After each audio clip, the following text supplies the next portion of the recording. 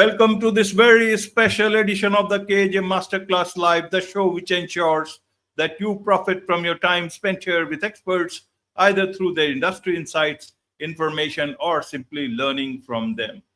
And today we have with us Amy Adler. Adler, she is the president of 5 Strengths Career Transition, a master resume writer. We learn from her proven strategies behind high-performing resumes, standout LinkedIn profiles, and interview success. We learn how top candidates are doing things differently and how you can also position yourself to rise above the noise. Welcome to the show, Amy. Hello, thank you so much for having me. You are welcome. Welcome to the show, Amy. Welcome to India in this online form. And I'm sure not just in India, but a lot of people across the globe will benefit from what we are going to talk right now. We learn from you about resume and about LinkedIn strategies that work in today's time. We'll learn all this. But before that, let's learn a bit about you, your journey, your story, your background, so that people know who they are listening to, especially if I understand also about the transition from medical publishing to resume writing. Indeed. So I've been writing resumes now. Well, by the way, thank you so much again for having me here. I'm so delighted to be sharing what I know about the things I love with your audience. But to answer your question, yeah, I have been writing resumes now professionally for I just passed 16 years. I've been doing this about half a lifetime, it feels.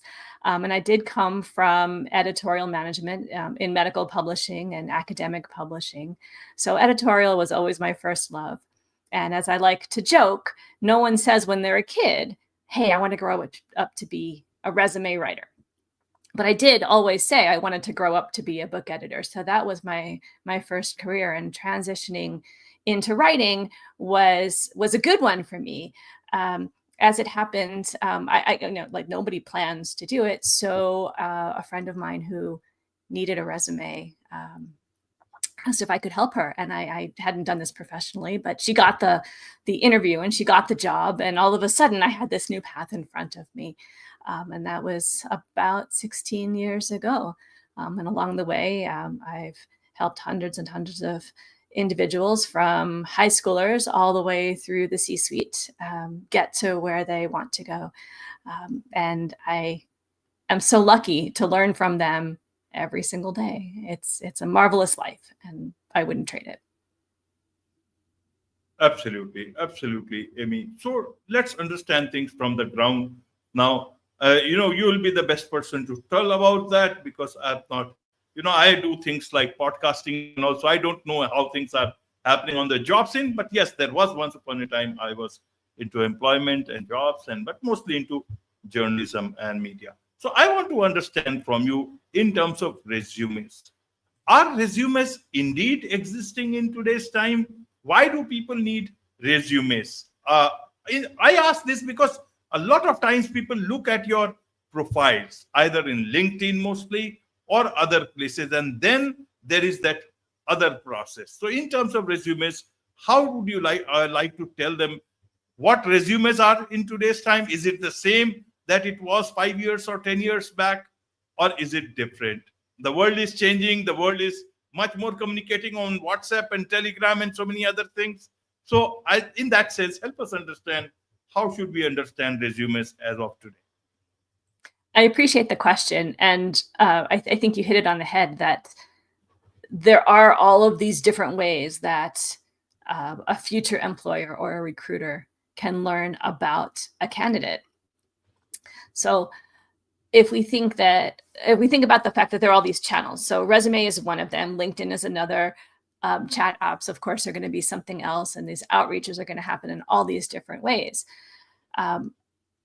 I like to think of a resume as the primary document, the source of truth about somebody's career, and everything else comes from that story, or is built based around the story that is told in the resume. So I don't think the resume is dead. I don't think AI is killing the resume. I don't think it's going anywhere, because I still think it serves the same purpose it did for our parents and our parents' parents back in the day, which is to introduce you in a certain way with all of the details that that somebody has delivered on in their career. I think the big change that's happened, certainly in my tenure as a resume writer, is that it's not now just a retrospective. It's now prospective. So the person who only tells their history without thinking about the needs of their audience is going to be far outpaced by the individual who thinks about their audience's needs and uses the resume as a chance to initiate a conversation with that future employer before they even meet, before they even know they're a candidate.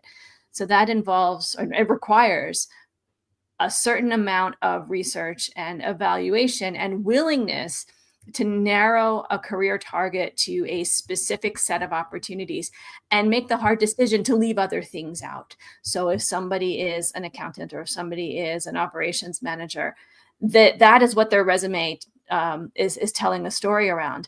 And it's not telling a story around something else, something they might do in other parts of their job, but that they're not seeking to fulfill in their next role. So with that as the source of truth, we can turn that story into the right kind of narrative for other platforms. So certainly somebody is going to want to have a LinkedIn profile because that's the currency of the realm, if you will, in terms of being findable and having a good story to convey back to somebody who's found you. So a little bit tongue in cheek, I like to say your LinkedIn profile has to have the content that if somebody is searching for someone like you, they would find you. Again, circular argument. I totally understand the humor of that. But I think the principle holds true. So the content has to draw somebody in and then give them a reason to stay and help them understand, again, initiate that conversation, help them to understand why you are the right candidate. Why you're going to fulfill their expectations and their goals and their interests and their demands starting from day one. Absolutely. So what is a good resume in today's time? Earlier, people used to say, resume is to get you an interview and it should attract, somebody's attention in whatever few seconds that the resume is in their hands. It was about humans and you need to, then people started saying that, okay, you can also talk about videos, a little bit of, formatting that you can do, which will also attract perhaps, but not too much depending on the type of job you are applying or the attention you want from. But now in the age of Canva and so many, Microsoft Designer, Adobe and all these things, in these times, those things now anyone will understand that this is too much. Then what is a good resume in today's time? And should one write resumes for bots or humans? Because earlier it was only for humans, but now it is mostly for, you will be able to tell who is it for. Maybe hard copy is not required, but if you send in a PDF version, then again you can expect that the bot will go through it first amongst thousands of other, resumes in there. Or is it again to write for humans? How does it work? Because if I write for bot, then the human will not like it. And if I write it for human, the bot will not let me in. That's fair. And I just want to clarify, there might be recruiters or recruiting services or whatever it might be that are using some kind of bot or AI. I can't say that it's not happening 100%. I'd like to think that in the main, it doesn't happen. So writing for a human audience is always going to be a better bet because a human is going to make the decision. So to marry the two, I think the points that you're getting at is to have the right content. So we know the end game. A job posting, a job description tells us what what a recruiter or a hiring team is looking for. So let's use that, or several of them, so we can kind of get to the middle of them, to write the resume to appeal to that kind of a role. And as a matter of course, if we're doing that well, as a matter of course, the content of the resume will have the right keywords. It'll have the right stories because we already know what we're trying to attract and what we're trying to put out there. So it's kind of an overlap, I think, for what you're saying. So rather than saying bots again, let's talk about the fact that these are Boolean searches. They're really long, complicated searches that are happening within this massive filing cabinet that we call the applicant tracking software. It's a database. It's like any other database, and it might have other functionality, but really smart recruiters are developing their own criteria for searches. So if you're again talking about the things that you do in the context of the kinds of things you want to do, those keywords are naturally going to appear. The formatting of that, though, of that document, to your point, becomes very important. And it has to be readable as text. So thing number one, a JPEG or a PNG or a TIFF will never be readable as text in the same way that a PDF likely will be. I won't say always, because there's a caveat coming. But if you're downloading from Google Docs, if you're downloading from Word into a PDF, you're going to get something that's highly readable. If you're not sure, do a select all, copy and paste into a text document and see what shows up. That will tell you what is readable. So obviously a JPEG would never have that capability. So we just have to bear that in mind. And that can be a pitfall for somebody who is using a highly designed template from one of these services. I'm not going to name names because I certainly don't want to denigrate any service, because they're all great for the things they do. But one of the, again, pitfalls is that if somebody is building a document with all these text boxes and images and so on, they might not be built in the same order that somebody will want to read them. And if the text comes out in a funny order, it'll just look a bit like alphabet soup maybe, or word soup maybe. Whereas a typical document built in one of the standard platforms is an easy read. And again, this doesn't mean that a resume isn't readable by a human, because the document, whatever it's built in, will show up. It just won't be searchable in the same way. Absolutely, absolutely. So that brings me to you. Why do people search for you? Why do they come to you? When, especially, earlier there was not any sort of AI or anything that will do everything, to humanize writing, then dehumanize writing, then again write it in a human, all through chatbots, for the chatbots and all.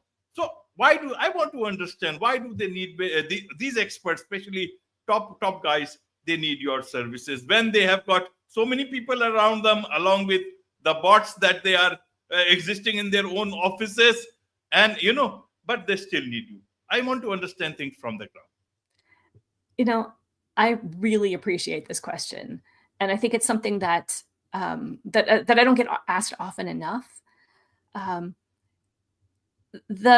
audience, even though I've worked with kids as young as high school and adults, experienced professionals with decades of experience, my sweet spot tends to be that director level through C-suite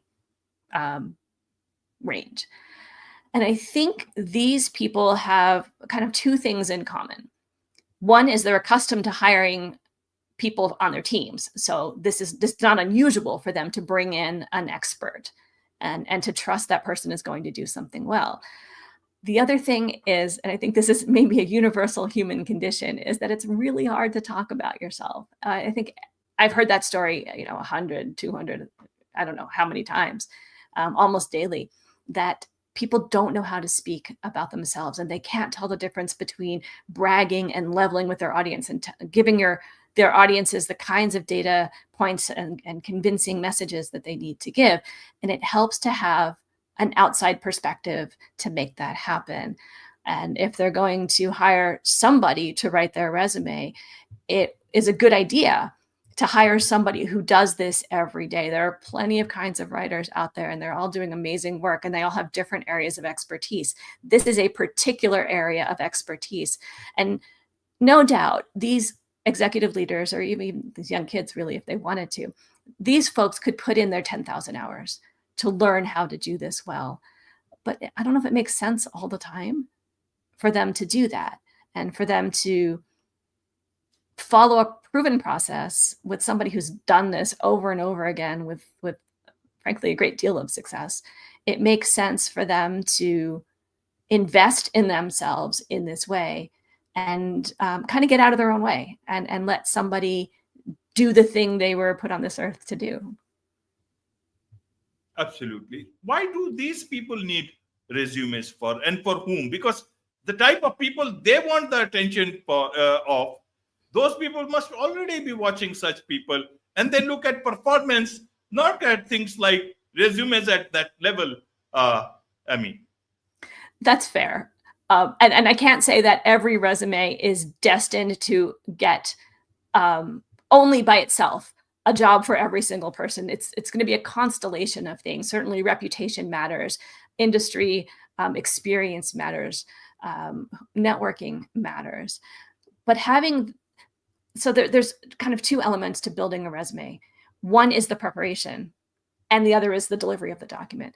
And I am confident that the resume preparation process helps people understand who they are, what they bring to the table, and what their value is in a way that maybe even an annual review or an attaboy feedback just can't do. So there's so much benefit in taking the time, slowing down, learning what you already know about yourself in a new way. I know that sounds a little bit strange, but all this data is in people's heads. They just have to find a way to articulate it. And to do that through this mechanism of resume writing is an expected pathway, and the document is a sort of a typical thing to do. Executives might also need other types of documents. I think everybody's going to need a LinkedIn profile, and plus or minus, they might need a cover letter. But an executive might also need an executive biography. They might also need a speaker one sheet. These are all retellings of the same narrative, just for different audiences, for different purposes. So this initial preparation process can support them in all of these other ways that are conducive to helping them get to the next role that they're looking for. Absolutely. And for lesser mortals, we can say, people who are at the not so high level, they are looking for jobs. How do they know what is it that these hiring managers or recruiters are looking for? Because how do they actually get to know? Is it like the old days that they are looking for, that I'm able to do my job, or is it something beyond that? What is the trend? How do I know as a candidate? So it's a really good question. If we think about the hiring process as a way to de-risk bringing somebody new onto the team, if I'm the hiring manager, I want to know that I'm going to hire somebody who's going to do the job well. They're not going to leave. They're going to have the experience that it takes to start on day one. That's a really tough set of criteria to fill. And I think anybody who's been in the job market will agree that they believe they have all of the requirements for the role, and they're still not getting selected. And there's about 100 reasons why that could be true. It's not just somebody's resume. There's just a million factors.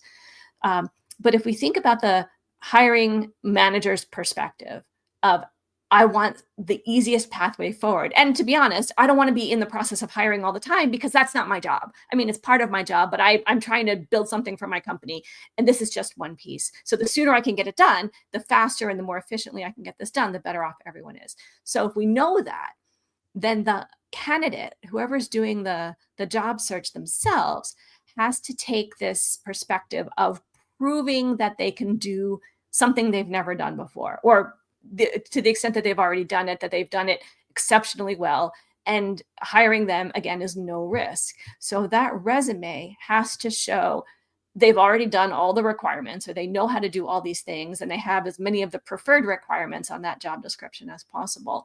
And if they haven't, then they can show a correlate experience that says, I haven't used software X, but I've done software Y, and they're the same. Set me up, get me going. I will figure out the specifics of this one, no trouble. Or I haven't been a team lead yet, but my team relies on me in the following ways, and I'm a situational leader in these circumstances, and here is how these things worked out. So it's proving to the hiring team that the candidate is as low risk as possible. And that's a really important connection for the candidate to make. And it's really the responsibility of the candidate to do that. Absolutely. Could you mention low risk candidate? Who is a low risk candidate? I mean, someone who is what you call, who will not take away company's money or not leave the company? Or is that low risk, or someone who's very good in everything but very errant on social media? Because that is where it can also lead to a lot of problem for the companies. Our companies watching, recruiters also watching social media, maybe very good on LinkedIn, but not so good on any other place. How should candidates see that a part of their existence? Right. It's a lot of pieces. So I think the ideal candidate is imaginary. That doesn't exist. But it might be, if I could describe that person, somebody who has done the identical job before, has done absolutely everything. They just want to do it somewhere else. That's very low risk. If we start adding in different expectations on the part of the candidate, maybe they want a higher level position, maybe they want to work in a different industry, maybe they want a bigger company, or they want to change some parameter, right? So that makes it harder for a candidate to catch the eye of a hiring manager, and makes it slightly more risky, but maybe not as much. The social media aspect that you raise is important, because social media has a long shelf life, right? Whatever we say sticks around. And if I don't know if hiring teams are scouring social media, but if they are, you definitely don't want to have something out there that is not something you would say in polite company, let's say, or not a photo that you would show in polite company. So you get to decide, you get to choose what that is and what the parameters are, or the floor for that will be for you. But you have to own it too. So if it comes back up, you have to know that this might be a reason for somebody to exclude you if it's something that could be objectionable. Absolutely, absolutely. I mean, I'm very much here. Just some power fluctuation is there, so I have to go on audio, but I'm very much there. So, Amy, in terms of uh, hiring teams there, and so should I wait for only job postings and LinkedIn? How should I come across on LinkedIn? What's the best way? Because everyone else is using all the tools and outside tools that is available to be seen on LinkedIn, to be found on LinkedIn. But are there any other places that increases my chance of finding a job or being noticed, or as you called, more findable as a candidate? Well, I appreciate the question. There are so many tools out there that say they will get eyeballs on your resume. I don't know if they're perfected yet. I don't know if I would recommend any one of those. I still think humans hire humans. So being a person before your resume is key. And that means getting out of your comfort zone and meeting people and expanding your network, and always saying, who else should I talk to about this topic?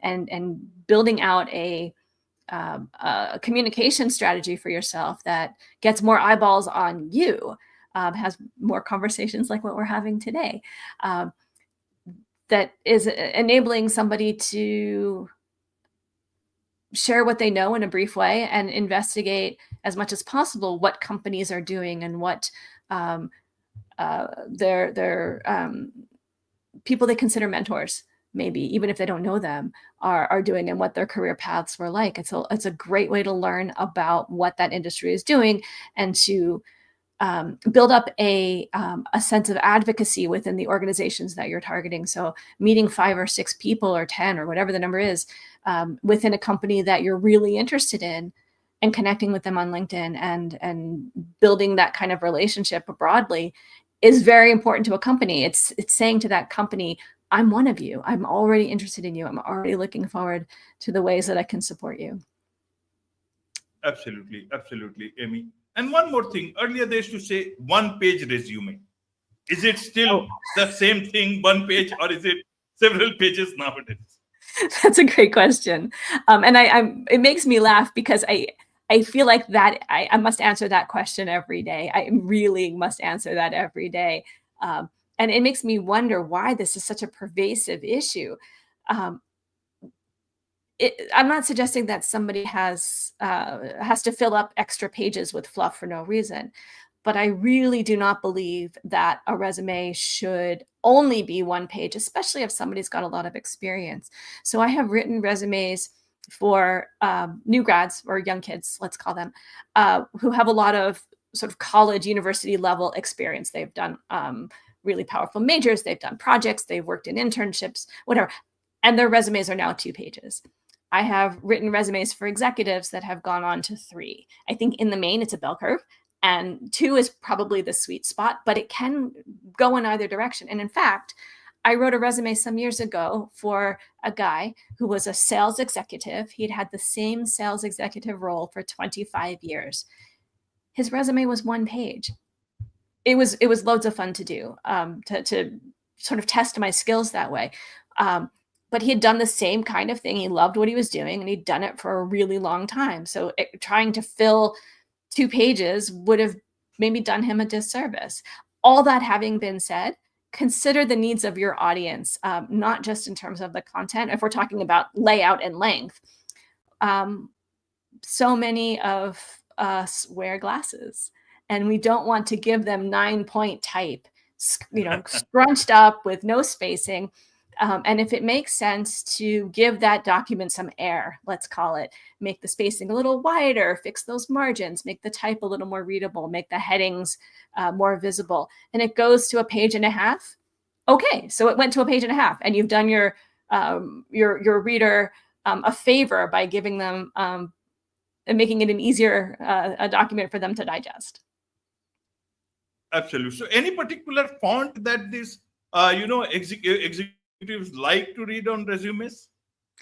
I don't know if there's a particular font that executives like. I think if you get 10 people in a room, you'll have 12 opinions. But what I will say is most machines come with standard fonts installed, whatever they are. There's some list. To go apart, to move away from those might be to risk your audience not being able to read what you've delivered because they don't have a special font on their system. There are ways around this, and we do this all the time by embedding fonts in PDFs and that kind of thing. But if you want to stay on the safe side, go with something standard just because it will be readable on the far end.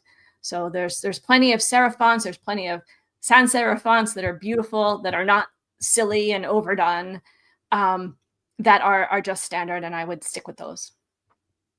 Absolutely. One last thing I want to understand from you, Amy, is about remote working. Things have changed, times have changed. A huge number of people are into remote jobs, looking for remote jobs, working remotely, and want to be findable as like anybody else, and from that has also improved better candidates for the companies. Now they can source from across the world.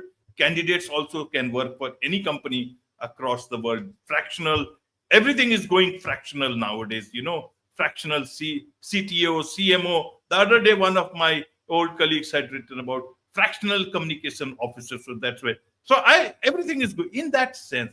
How does someone who is into remote working still is very much existing as competently, as strongly in the job market, and is as equally findable for any recruiter anywhere else? Is it the same, or they should look at things differently? I think, post lockdown, right? So during lockdown, everybody was remote, and we got used to it. And I think companies were okay. In the main, I think a lot of companies still are. I don't know what the rules are 100% obviously across the world, and I have a limited understanding of what the tax requirements are here in the US.